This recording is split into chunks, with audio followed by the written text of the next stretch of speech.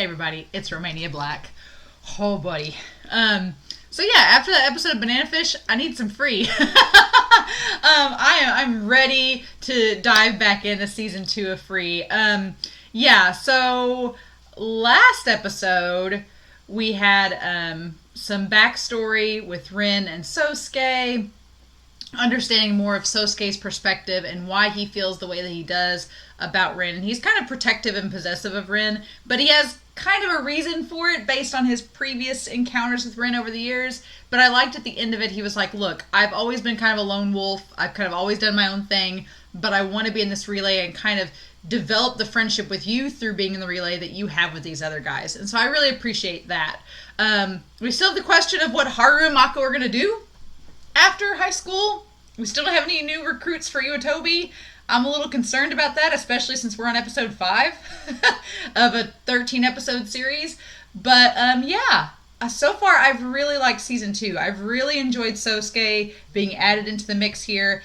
And Momo, oh, bless your heart, buddy. Momo, you just need to sit down and be talked to, in all honesty. But yeah, I'm really excited to see what this episode has in store for us. I hope you all are too. And so, yeah, we're just going to start episode 5 and see what happens. So, we're going to start episode 5 here in 5, 4, 3, 2, 1, and let's go.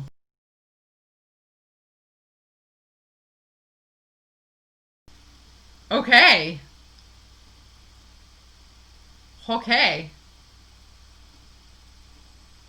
Interesting. All right, so yeah, I'm glad we got this episode focused on Nagisa because we really haven't had any episodes strictly focusing on him. And that's it's so easy to write off really bubbly sunshine characters because they're like, oh, everything's great. They're always happy. Everything's fine. It's like, no, they actually have lives. And there's been stuff going on behind the scenes that Haru and the others haven't been privy to. And in this case, it's that Nagisa, his parents are really strict and they wanted him to study really hard so he can get into a good university. And he came from a prep school background, which explains why he wasn't with Haru and Mako before and he transferred back in when high school started. That his parents wanted him to go to this prep school and then realized that it wasn't a healthy mental environment for him. So they're like, okay, yeah, you can join Iwatobi as long as you keep your grades up. And then he's been practicing so hard with swimming that his grades have started to drop. And I really like the angle that we get of the parents actually reinforcing, like, no, you need to get really good grades. Because I think of Haikyuu and some other anime where, like in Haikyuu, for example, it was a joke in season 2 that their grades were so terrible that they couldn't go to the training camp and they were getting like 30s and 40s on their exams. And they were like, oh no, we have to go to prep classes after school. And I'm like, my own parents were very strict when I was growing up. They're like, you need to get A's like in school so that you can, do well and get scholarships and things like that. And so I was like, if I ever got those grades in high school, my parents would be like, what are you doing? So the fact that in some sports animes, they just write it off and they're like, nobody cares, it's fine. But Nagisa brings up a very real thing in that, yeah, some parents are really strict about grades and you do need to voice and communicate with them how you feel about that. And I'm glad that Ray is the one that reaches out to Nagisa and he's like, hey, you didn't ever give up on me. You were so persistent about getting me to join the swim team. I'm not giving up on you now. That was such like I don't think anybody contests the Ray Nagisa ship. I don't think anybody contests it. So I'm like, but that was such a moment and it was so good. It's like, oh, Ray, just speaking to the heart there. And I like the idea that Haru isn't the only one thinking about it. It's not just the third years thinking about their futures as well. This establishes that the second years are also thinking about it too. They have the same career path sheet to fill out as well. And I love that Nagisa's like, I mean, the treasure hunter, it's like, okay, but like the diver or the tour guide or working at a zoo, like I could see Nagisa doing all of those things. And I love that he points out to Haru, he's like, you could do anything too. You're not just a swimmer. You can draw, because he has been really good at the poster projects he did, and he made the little tiny Iwatobi mascots. He's like, you're good at drawing and artwork. You can cook. You can do things with your hands like sculpt. He's like, you have all these other talents.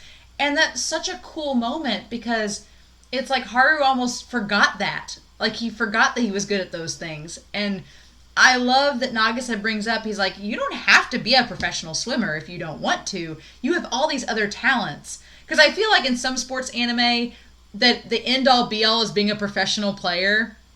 And I know in Haikyuu that's kind of the case because it's like our main heroes, like Hinata even kind of has like a moment of, I mean, I'm not going to spoil those of you that haven't read the manga, but not all characters become pro players, even though that's like a destination for several characters.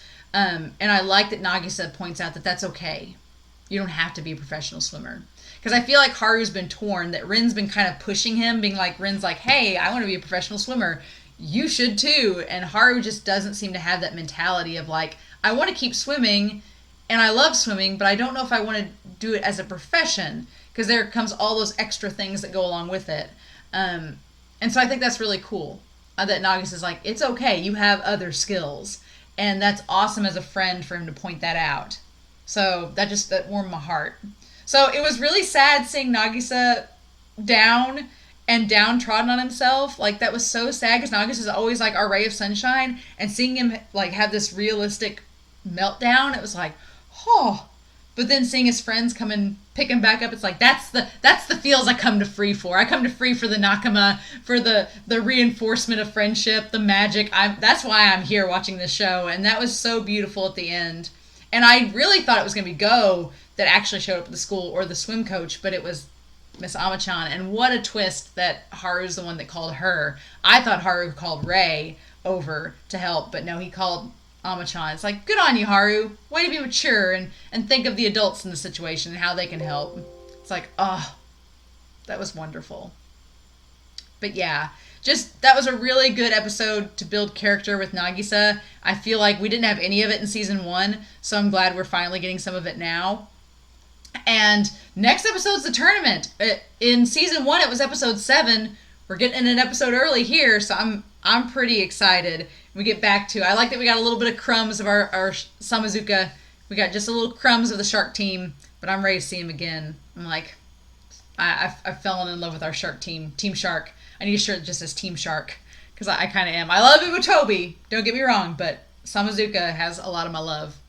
But yeah, I hope you all enjoyed this reaction. This was a really good episode. Finally getting some stuff on Nagisa, and that just the ending of that warmed my heart. So good. But I hope you all enjoyed the reaction. Please feel free to comment down below. Please no spoilers. But as always, I hope you all have a wonderful week. Please stay safe and take care. And I'll be back next week with more Free. Bye.